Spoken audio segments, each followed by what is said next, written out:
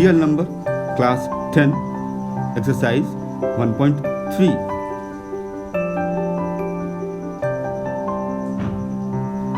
Now, we are very much familiar with irrational numbers and many of its properties. We have studied the existence of irrational number and how to represent them on the number line in class 9. Recall that a number A is called irrational if it cannot be written in the form of P by Q, where P and Q are integers and Q not equal to 0. For example, root 2, root 3, root 15, pi, minus root 3 by root 7, 0.10, 100, 100, 100, and dot dot dot. Let us see an example based on fundamental theorem of arithmetic. Take up prime number 3. If 3 divides 6 square, then 3 will also divide 6. Again, if 5 divides 25 square, then 5 will also divide 25 now. Using the above example, let's prove a theorem based on it. Let P be a prime number. If P divides A square, then P divides A, where A is a positive integer. Let the prime factorization of A be A is equal to, we can write as P1, P2, P3, dot dot dot up to Pn, where P1, P2, P3 are primes and it should not be necessary that it should be distinct. On squaring we have A square is equal to, we have two pairs P1, P2, P3 up to Pn into P1, P2, P3 up to Pn. Now we are given that P divides A square. So by fundamental theorem of arithmetic, it follows that P is one of the prime factors of A square. However, using the uniqueness part of fundamental theorem, we realize that only prime factors of A square are P1, P2, P3 up to Pn. So P is one of the P1, P2, P3 up to Pn. Now since A is equal to P1 into P2 into P3 up to Pn, hence P divides A. This proves the theorem. In other words, we can say that if P is a multiple of A square, then P is also multiple of A. Now, we are ready to give a proof that root 2, root 3, root 5, root n is an irrational, where n is prime. The proof is based on a technique called proof by contradiction. Contradiction means a combination of statements, ideas or features which are opposite to one another. In mathematics, a contradiction occurs when we give a statement P such that P is true and negation of P, or read it as not P, is also true. For example, let all women are mortal. A is a woman. Prove that A is mortal. Let's prove this by contradiction. So start by assuming the negation of the fact which is to be proved as true. So let A is not mortal. Since A is not mortal, we have all women are mortal. So it is false that all women are mortal. Then here a contradiction arises because of our faulty assumption. Therefore, our assumption is wrong. That is, P has to be true. Hence, A is mortal. Let us see our very next example. The product of a non-zero rational number and an irrational number is irrational. So let us have a proof. Here we will prove this by contradiction. So let us assume the negation of the statement to be proved true, just like previous one. Let R be a non-zero rational number of the form R is equal to m by n, where m and n are integers. M should not be equal to 0 and n should not be equal to 0, because it has to be rational, and R into x we have to prove irrational. If it is 0, then the product will be 0 and that will be rational. We have to prove Rx as irrational, so we will assume the negation of the above statement be true. Let Rx be a rational number, then Rx is equal to P by Q now. and q not equal to 0, where p and q are integers. Now we can write as x is equal to pn by qm. Since n into p and m into q are integers and n into q is not equal to 0, so x is a rational number. Now here is a contradiction between our assumption, that is hypothesis, and the proof we arrived. This happened due to our faulty assumption, that is Rx is rational, hence Rx is irrational.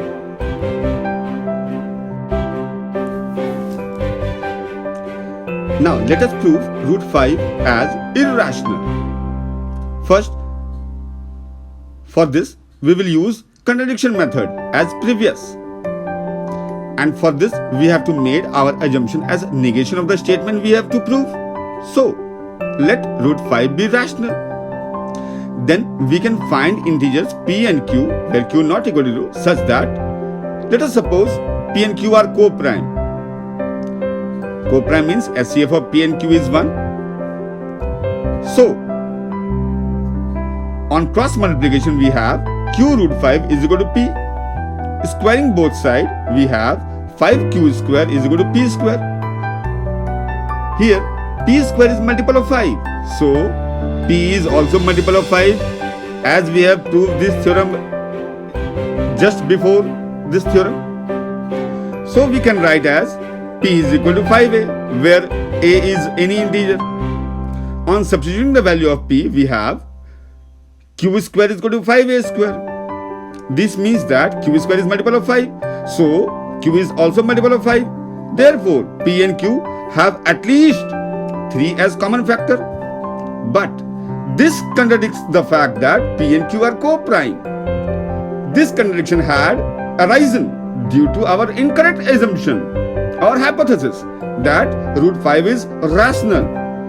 So we conclude that root 5 is irrational. In the similar manner, let us prove root p irrational, where p is any prime. For this, we will use contradiction method, and for this, we have to make our assumption as negation of the statement we have to prove. So, let root p be rational. Then we can find integers a and b not equal to 0, such that root p is equal to a by b. Suppose a and b are co-prime, as SCF of a and b is 1. So, b root p is equal to a.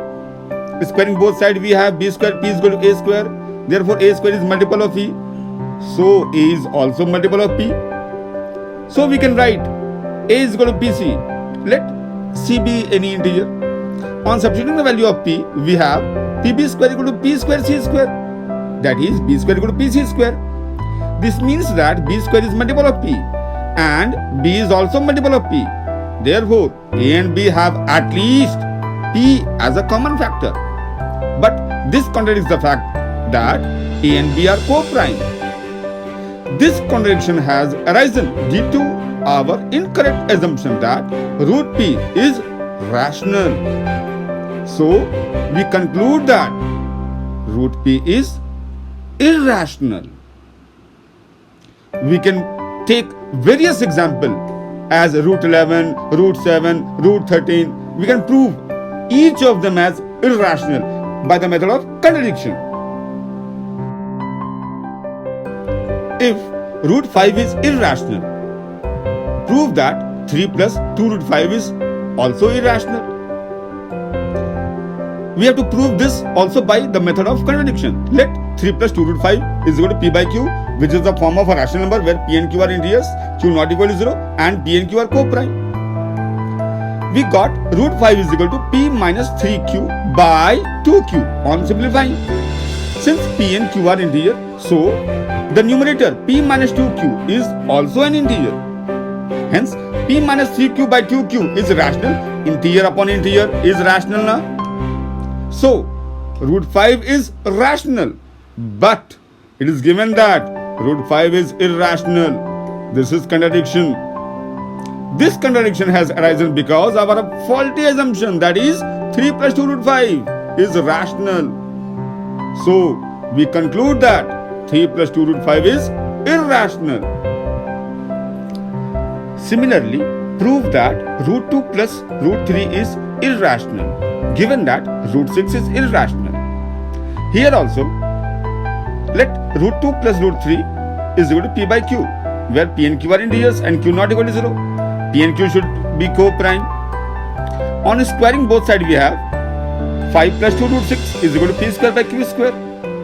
On simplifying, again we have 6 is equal to p square minus 5q square upon q square. Here, p and q are integers, so p square minus 2q square and q square is also an integer now. So, p square minus 5q square upon q square is rational. So, root 6 is also rational. But this contradicts the fact that root 6 is irrational. This contradiction is arisen because of our incorrect assumption that root 2 plus root 3 is rational. Hence, root 2 plus root 3 is irrational.